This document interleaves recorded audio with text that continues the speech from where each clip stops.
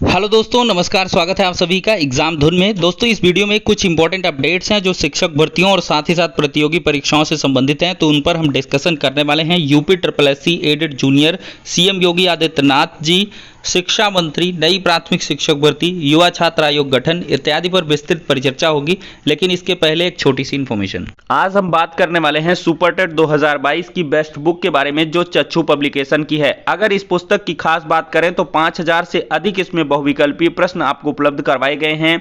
ये पुस्तक आपको ऑनलाइन और ऑफलाइन दोनों मोड में अवेलेबल है। ऑनलाइन के लिए लिंक डिस्क्रिप्शन बॉक्स में और ऑफलाइन के लिए किसी भी नजदीकी बुक स्टॉल पर कांटेक्ट कर सकते हैं। इस पुस्तक की अगर हम खास बात करें तो हर एक टॉपिक के लिए प्रॉपर जो थियरी है उपलब्ध करवाई गई है और इसके बाद बहुत सारे प्रश्नों को प्रैक्टिस के लिए उपलब्ध करवाया गया है।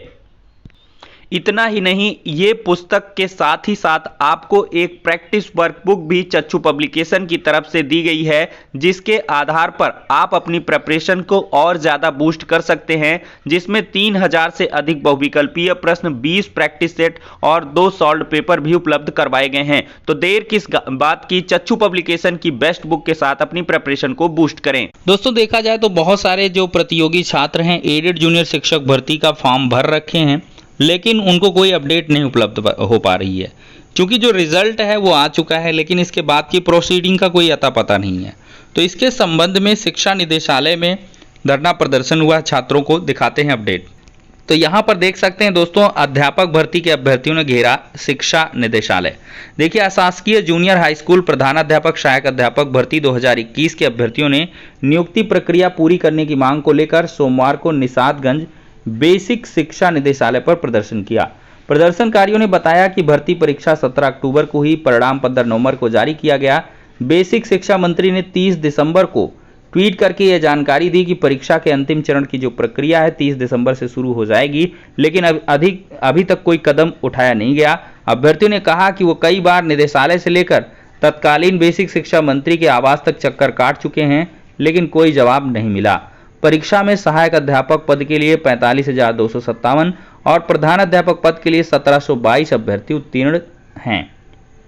अभ्यर्थियों ने सोमवार सुबह से प्रदर्शन करने के बाद शाम को मुख्यमंत्री आवास पर जाने लगे तो पुलिस ने सभी को सिविल अस्पताल पर रोककर वापस कर दिया।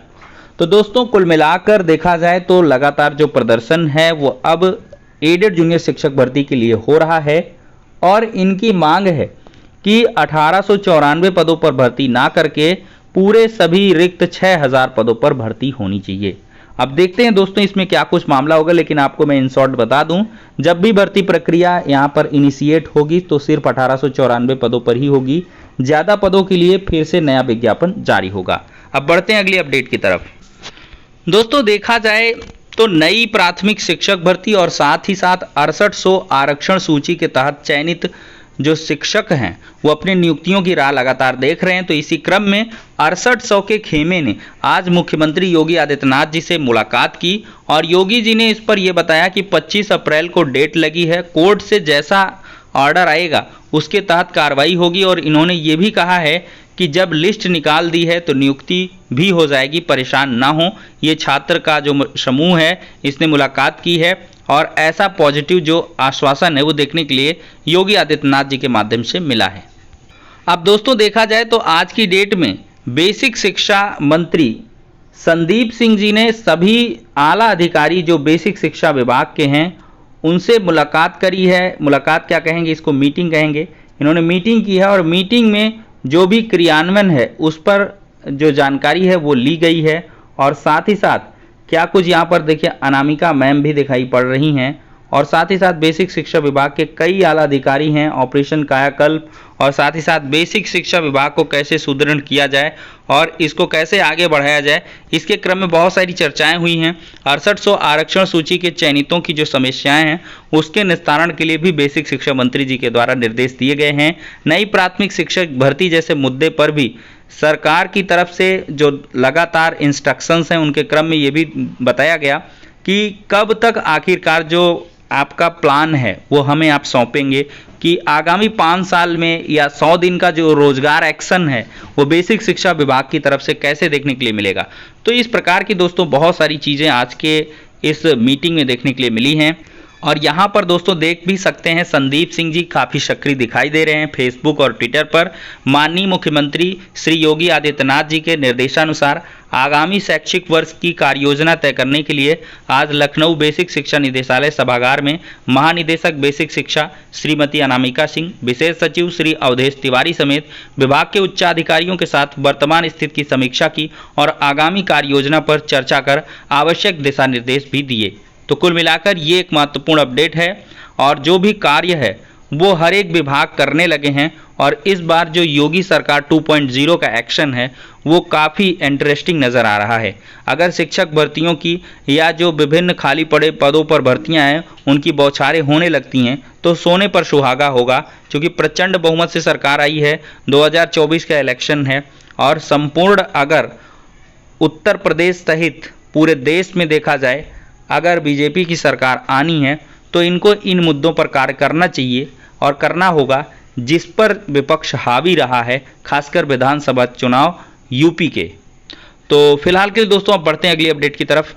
दोस्तों प्रतियोगी छात्र मांग रहे युवा छात्र आयोग। देखिए भर्ती परीक्षाओं को समयबद्ध तरीके से पूरा कराने, प्रतियोगियों की समस्या का त्वरित निस्तारण करने को लेकर युवा छात्र आयोग की मांग मुखर होने लगी है।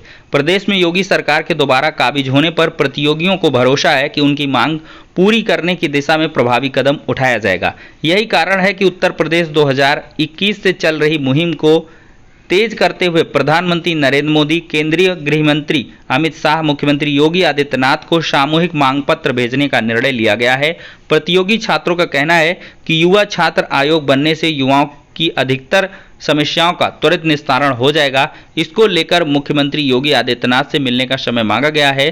प्रतियोगियों का तर्क है कि जिस प्रकार से मानवाधिकार आयोग, महिला आयोग, अनुसूचित जाति आयोग, अनुसूचित जनजाति आयोग, अल्पसंख्यक जैसे आयोग बने हैं, उसी प्रकार युवाओं के अधिकारों का संरक्षण करने के लिए युवा छात्र आयोग का गठन प्रदेश व राष्ट्रीय स्तर पर होना चाहिए।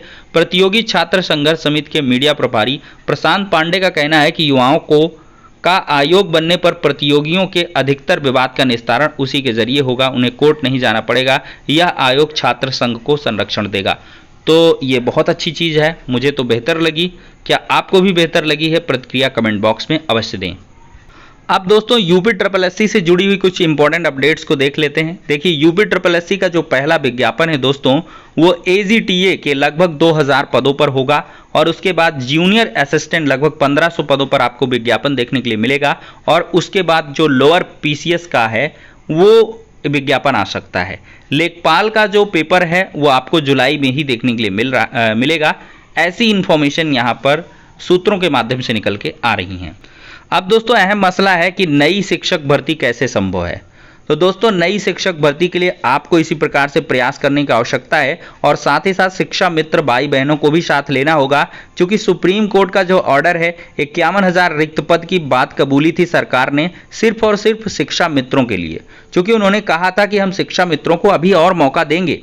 इतने से इंड नहीं है, शिक्षा मित्रों की जो सारी उम्मीदें हैं, आशाएं यहीं से ख़त्म नहीं होंगी। हम अगले जो रिक्रूटमेंट है उस पर भी हम शिक्षा मित्रों को कंसीडर करने के लिए तैयार हैं। बस एक प्रॉपर चैनल के थ्रू आएँ और हमारे पास अभी पर्याप्त मात्रा में वैकेंट सीट हैं। तो अवश्य शिक्षा मित्र अगर भाई बंधु इस भर्ती की मुहिम में साथ आ जाते हैं, सुप्रीम कोर्ट के ऑर्डर के साथ आप लोग आगे प्रोसीड करते हैं तो अवश्य ही 17,000 से अधिक पदों पर भर्ती देखने का जो सौभाग्य है वो प्राप्त हो सकता है, क्योंकि जो सरकार के पाले में गेंद है वो काफ़ी मजबूती के साथ है, क्योंकि अब सरकार के हाथ नहीं बंधे हैं। सुप्रीम कोर्ट का जब आदेश था कि 1,37,000 पदों पर भर्तियां होनी चाहिए तब हाथ बंधे थे, इनको भर्तियां देनी थी तो 68,569,000 जैसी शिक्षक भर्तियां आईं।